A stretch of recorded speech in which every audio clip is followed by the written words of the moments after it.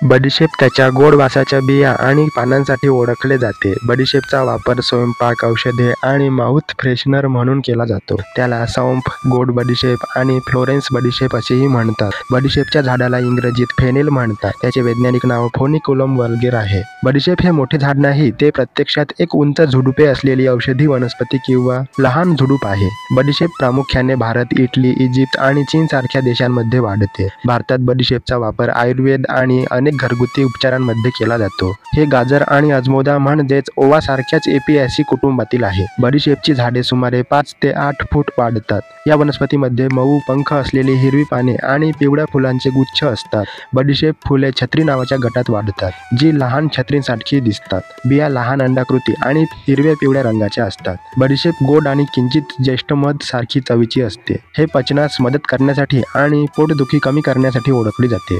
बडीशेप चहा, कँडीज, लोणचे आणि मसाल्यांमध्ये वापरली जाते. याचे 2 मुख्य प्रकार आहेत, कडू बडीशेप आणि गोड बडीशेप. हे रोप उबदार आणि सनी ठिकाणी आणि पाण्याचा चांगला निचरा होणाऱ्या जमिनीत चांगले वाढते. बडीशेप बियाण्यांद्वारे पुनरुत्पादित होते, ज्या नवीन वनस्पतींमध्ये वाढतात.